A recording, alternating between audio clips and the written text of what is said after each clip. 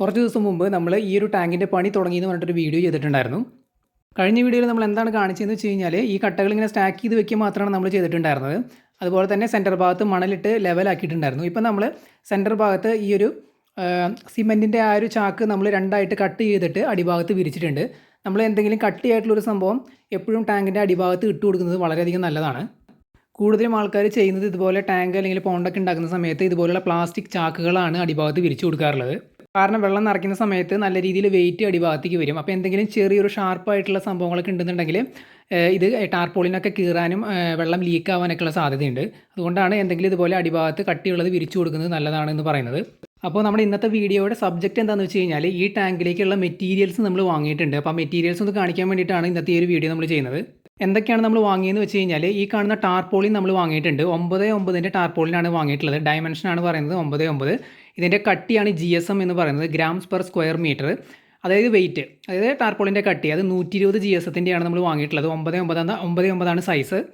മുമ്പ് നമ്മൾ പണിത ചെറിയ ടാങ്കുകൾക്കൊക്കെ നമ്മൾ 6x6ൻ്റെയും 9x9ൻ്റെയാണ് വാങ്ങിച്ചത്. പക്ഷേ നമ്മൾ GSM 90 GSMൻ്റെ ആയിരുന്നു എടുത്തിട്ടുണ്ടായിരുന്നു. ഇപ്രാവശ്യം നമ്മൾ കുറച്ച് കട്ടി കൂടിയത് എടുത്തിട്ടുണ്ട്, 120ൻ്റെയാണ് എടുത്തിട്ടുള്ളത്. ചെറിയ മീനുകളൊക്കെ വളർത്താനാണെന്നുണ്ടെങ്കിൽ ഈ ഒരു 120 GSMൻ്റെയൊക്കെ ഓക്കെയാണ്. പക്ഷേ വലിയ സൈസിലുള്ള മീനുകളെ വളർത്താനായിട്ട് കൂടിയ GSMൻ്റെ തന്നെ വാങ്ങേണ്ടി വരും. വലിയ മീനുകൾക്കൊക്കെ സാധാരണ ആൾക്കാർ വലിയ ജൈൻറ്റ് ഗൗരാമികളൊക്കെയാണ് വളർത്തുന്നതെന്നുണ്ടെങ്കിൽ 500 GSM അല്ലെങ്കിൽ 500 GSMൻ്റെ മുകളിലുള്ള ടാർപോളിനുകളാണ് പലരും റെക്കമെൻഡ് ചെയ്യുന്നത്. ഇത് നമുക്ക് ചെറിയ മീനുകൾ ഇടാനാണ്, അതുകൊണ്ട് 120 GS ഒക്കെ ധാരാളമാണ്. പിന്നെ നമ്മൾ വാങ്ങിയിട്ടുള്ളത് നെറ്റും പ്ലാസ്റ്റിക് ഷീറ്റുമാണ്. നെറ്റ് നമ്മൾ വാങ്ങിയിട്ടുള്ളത് 2.5യുടെയാണ്. 2.5 മീറ്റർ ഇൻറ്റു 2.5 മീറ്റർ, അതാണ് സൈസ്. അപ്പോൾ ഈ ഒരു ടാങ്കിൻ്റെ അത് കറക്റ്റായിട്ട് തന്നെ വരുന്നുണ്ട്. നെറ്റ് പല സൈസിൽ കിട്ടും. ഇത് കിണർ വലയാണ്. ഇത് നമുക്ക് 2.2 കിട്ടും, 2.5 ഉണ്ട്, അതുപോലെ തന്നെ 3x3 ഉണ്ട്. അതുപോലെ ഏത് സൈസിൽ വേണമെങ്കിൽ അവൈലബിൾ ആണ്. ടാങ്കിൻ്റെ സൈസ് അനുസരിച്ച് നമുക്ക് വാങ്ങാവുന്നതാണ്. ഇതിൻ്റെ പ്രൈസ്, ഈ ഒരു 2.5യുടെ പ്രൈസ് വരുന്നത് ഏകദേശം ഒരു 120 രൂപയാണ്.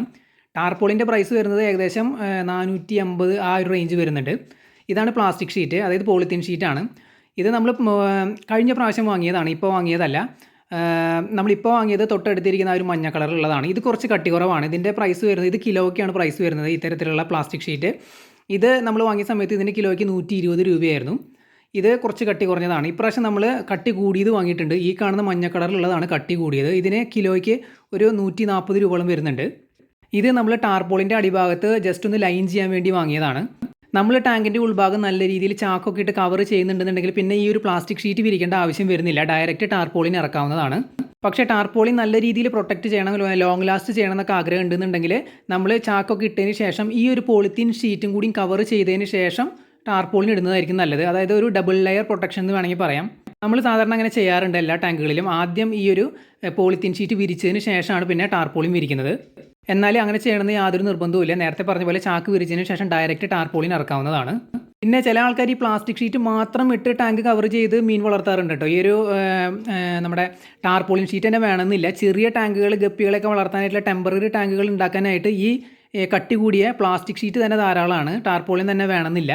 ചെറിയ ടാങ്കുകൾക്കാണ് ഞാൻ പറയുന്നത് കേട്ടോ. ചെറിയ മീനുകളൊക്കെ വളർത്താനായിട്ട് ചിലർ ഈ ഇഷ്ടിക പോലുള്ള സംഭവങ്ങളൊക്കെ ചെരിച്ച് വെച്ച് അതിലേക്ക് ചാക്ക് പോലുള്ള എന്തെങ്കിലും വിരിച്ചിട്ട് ഈ പ്ലാസ്റ്റിക് ഷീറ്റ്, നേരത്തെ കാണിച്ച ഈ ഒരു പോളിത്തീൻ ഷീറ്റ് ഡയറക്റ്റ് വിരിച്ച് അതിനകത്ത് വെള്ളം നിറച്ച് മീൻ വളർത്താറുണ്ട്. അത് ഞാൻ നേരത്തെ പറഞ്ഞ പോലെ പ്ലാസ്റ്റിക് ഷീറ്റിന് ഇത്ര കട്ടിയുന്നുണ്ട്. അത് അത്ര ടാർപോളിൻ്റെ അത്ര സ്ട്രോങ് അല്ല. അതുകൊണ്ട് തന്നെ ഏത് നിമിഷം വേണമെങ്കിലും അത് ഡാമേജ് ആവാനുള്ള സാധ്യതയുണ്ട്. പക്ഷേ നമുക്ക് അത്ര ഉറപ്പുണ്ട്, ഡാമേജ് ഒന്നും ആവില്ല, സേഫ് ആയിട്ടുള്ള പ്ലേസിലാണ് എന്നുണ്ടെങ്കിൽ ചെറിയ ടാങ്കുകൾക്കൊക്കെ ഈ പോളിത്തീൻ ഷീറ്റ് തന്നെ ധാരാളമാണ്. അതിനകത്ത് വെള്ളം നിറച്ച് മീനെ വളർത്താവുന്നതാണ്. അല്ല, കുറച്ച് വലുപ്പമുള്ള മീനുകളെ അല്ലെങ്കിൽ നമുക്കറിയില്ല, സിറ്റുവേഷൻ അനുസരിച്ച് നമ്മൾ വലുതിനും ചെറുതിനൊക്കെ ഇടാനുള്ള പ്ലാൻ ഉണ്ട് എന്നുണ്ടെങ്കിൽ ഇതേപോലെ ടാർപോളിൻ തന്നെ യൂസ് ചെയ്യുന്നതാണ് നല്ലത്. നമ്മൾ പോളിത്തീൻ ഷീറ്റ് വിരിക്കുന്നുണ്ട്, അതിന് ശേഷമാണ് ടാർപോളിൻ ഇടുന്നത്. നമ്മൾ എന്തുകൊണ്ടാണെന്ന് വെച്ച് കഴിഞ്ഞാൽ നമ്മൾ ഈ സിമെൻറ്റ് കട്ടകളുടെ മുകളിലൊന്നും ചാക്ക് ഇട്ടിട്ടില്ല, അടിഭാഗത്ത് മാത്രമാണ് ചാക്ക് ഇട്ട് കൊടുത്തിട്ടുള്ളത്. അപ്പോൾ നമ്മൾ ടാർപോളിൻ വിരിക്കുന്ന സമയത്ത് അതിൻ്റെ എഡ്ജോ കാര്യങ്ങളോ ഈ കട്ടയുടെ എഡ്ജ് ഈ ടാർപോളിലൊക്കെ തട്ടുകയാണെന്നുണ്ടെങ്കിൽ ചിലപ്പോൾ ടാർപോളിൻ ഓട്ടയാവാനുള്ള സാധ്യതയുണ്ട്. അതുകൊണ്ടാണ് നമ്മൾ മൊത്തത്തിലൊന്ന് കവർ ചെയ്യാമെന്ന് വിചാരിക്കുന്നത്. ടോട്ടലായിട്ട് കവർ ചെയ്യാനുള്ള സൈസ് ഉണ്ടോ എന്ന് നമുക്കറിയില്ല കൃത്യമായിട്ട്. അത് നമ്മൾ ഓപ്പൺ ചെയ്താലാണ് അറിയാൻ പറ്റില്ല. ഉൾഭാഗം കവർ ചെയ്യാനായിട്ടുള്ള സൈസ് ഇതിനുണ്ട്. നമ്മൾ വാങ്ങിയിരിക്കുന്ന ഈ ഒരു പ്ലാസ്റ്റിക് ഷീറ്റിനും ടാർപോളിനും ഉണ്ട്. പക്ഷേ ഈ ഒരു ടാങ്ക് മൊത്തത്തിൽ അങ്ങ് കവർ ചെയ്യാൻ പറ്റുമോ എന്നുള്ള കാര്യം നമുക്കറിയില്ല. ഉൾഭാഗം തീർച്ചയായിട്ടും കവറാവും. പക്ഷേ മൊത്തത്തിൽ നമ്മുടെ കോൺക്രീറ്റ് ബ്രിക്ക് കവറാവുന്ന രീതിയിൽ മൊത്തം കവർ ചെയ്യാൻ പറ്റുമോ എന്നുള്ളത് നമുക്കറിയില്ല. കാരണം ഇതിൻ്റെ സൈസ് ഏകദേശം കറക്റ്റൊക്കെ ആയിട്ടാണ് വരുന്നത്. അതുകൊണ്ട് നമുക്കറിയില്ല, അത് വിരിച്ചാൽ തന്നെയാണ് നമുക്ക് കൃത്യമായിട്ട് മനസ്സിലാവുള്ളൂ. കാരണം നമ്മൾ അധികം എക്സ്ട്രാ ഒന്നും എടുത്തിട്ടില്ല, ഏകദേശം കറക്റ്റ് സൈസിനാണ് എല്ലാം വാങ്ങിയിട്ടുള്ളത്. അപ്പോൾ നമ്മൾ എന്തായാലും ആദ്യം പ്ലാസ്റ്റിക് ഷീറ്റ് വിരിക്കാനാണ് പ്ലാൻ ചെയ്തിട്ടുള്ളത്. അതിന് ശേഷമാണ് നമ്മൾ ടാർപോളിൻ വിരിക്കുന്നത്. നമ്മൾ ഈ ടാങ്ക് മൊത്തമായിട്ട് സെറ്റ് ചെയ്യുന്ന സമയത്ത്, അതായത് ഈ പ്ലാസ്റ്റിക് ഷീറ്റ് വിരിക്കുന്നതും ടാർപോളിൻ ഇറക്കുന്നതും ഒക്കെ നമ്മൾ ചെയ്യുന്ന സമയത്ത് നമ്മൾ റെക്കോർഡ് ചെയ്ത് സെപ്പറേറ്റ് വീഡിയോ ആയിട്ട് അപ്ലോഡ് ചെയ്യാം. പെട്ടെന്ന് നമ്മൾ എന്തായാലും ഈ ഒരു ടാങ്ക് സെറ്റ് ചെയ്തതിന് ശേഷം ഇതിലേക്ക് മീനിനെ ഇറക്കാനായിട്ട് പോകുന്നില്ല. കാരണം കുറച്ച് ദിവസം വെള്ളം നിറച്ചിട്ടതിന് ശേഷം പിന്നെ നമ്മൾ കുറച്ച് ഫ്ലോട്ടിംഗ് ചെടികളൊക്കെ കൊണ്ടുവന്ന് ഇടാമെന്ന് വിചാരിക്കുന്നുണ്ട്. അപ്പോൾ അതൊക്കെ ഇന്ന് ഇട്ടതിന് ശേഷമായിരിക്കും നമ്മൾ മീനുകളെ ഇടുന്നത്. അപ്പോൾ ഈ ടാങ്കിലേക്ക് ഈ ഇത്തരത്തിലുള്ള പ്ലാസ്റ്റിക് ഷീറ്റുകൾ അല്ലെങ്കിൽ ടാർപോളിനൊക്കെ വിരിക്കുന്ന സമയത്ത് ശ്രദ്ധിക്കേണ്ട ഒരു കാര്യം എന്ന് പറയുന്നത് ഈ നേരത്തെ പറഞ്ഞതാണ്. അതായത് ഈ കട്ടകളുടെയൊക്കെ എഡ്ജ് നല്ല ഷാർപ്പാണ്. അപ്പോൾ നമ്മളത് അതിലേക്ക് ഇറക്കുന്ന സമയത്ത് ഒരിക്കലും നമ്മൾ വലിച്ച് ഈ ഒരു കോൺക്രീറ്റിൻ്റെ കട്ടയുടെ മുകളിൽ കൂടെ വലിച്ചൊന്നും എടുക്കാൻ പാടില്ല. നമ്മൾ സെൻറ്റർ ഭാഗത്തേക്ക് ഇറക്കി വെച്ചതിന് ശേഷം അതിൻ്റെ ഉള്ളിൽ അഡ്ജസ്റ്റ് ആക്കിയതിന് ശേഷം വേണം നമ്മൾ പുറത്തേക്ക് അതിൻ്റെ ബാക്കി ഭാഗങ്ങൾ എടുത്ത് വെക്കാനായിട്ട്. അതായത് നമ്മൾ സ്ട്രെയിറ്റ് ആക്കി പിടിച്ചതിന് ശേഷം ഇതിൻ്റെ ഉള്ളിലേക്ക് വെച്ചതിന് ശേഷം നമ്മൾ പുറത്തേക്ക് ബാക്കി എക്സ്ട്രാ ഭാഗം പുറത്തേക്ക് വെക്കുക, എന്നിട്ട് ഉള്ളിൽ അഡ്ജസ്റ്റ് ചെയ്ത് കൊടുക്കുക. അല്ലാതെ നമ്മളിങ്ങനെ വലിക്കാനൊന്നും നിൽക്കരുത്.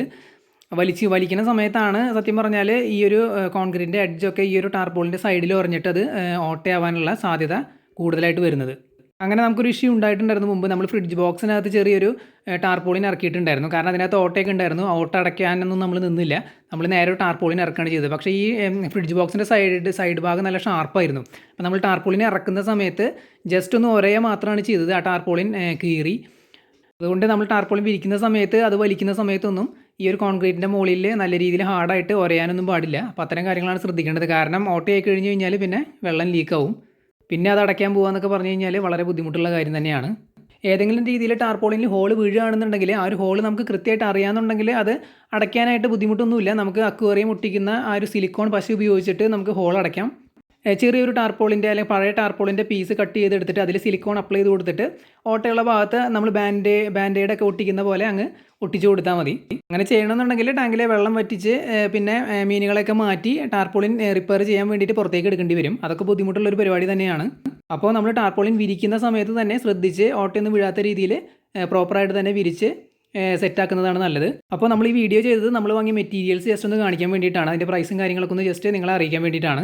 നമ്മൾ നേരത്തെ പറഞ്ഞതുപോലെ നമ്മൾ ചെയ്യുന്ന സമയത്ത് ഈ പ്ലാസ്റ്റിക് ഷീറ്റ് വിരിക്കുന്നതും ടാർപോളിൻ വിരിക്കുന്നതൊക്കെ നമ്മൾ റെക്കോർഡ് ചെയ്ത് സെപ്പറേറ്റ് വീഡിയോ ആയിട്ട് അപ്ലോഡ് ചെയ്യാം. അപ്പോൾ നമ്മുടെ ഈ ഒരു വീഡിയോയുടെ അവസാനിക്കുകയാണ്. വീഡിയോ എല്ലാവർക്കും ഇഷ്ടപ്പെട്ടു എന്ന് വിചാരിക്കുന്നു. പുതിയൊരു വീഡിയോ ആയിട്ട് നമുക്ക് വീണ്ടും കാണാം.